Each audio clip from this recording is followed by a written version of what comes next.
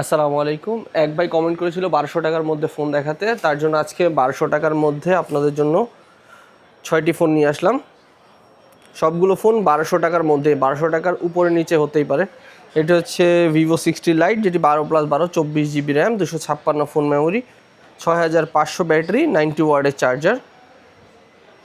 পরেরটা হচ্ছে Samsung 56 8+8 16 GB RAM, 128 memory. আর নতুন ইনফিনিক্সের ফোন এসছে, এটা নোট H5G। ফোনটি পাচ্ছেন 8+8 16 GB র্যাম, 256 ফোন মেমোরি।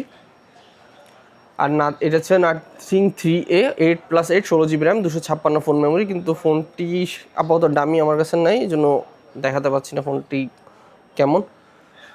ওটা হচ্ছে Honor X9D, নতুন ডিভাইস, যেটি পাচ্ছেন 12+12 24 256 ফোন মেমোরি। এটিও 1200 টাকার কিছু উপর নিচে হবে।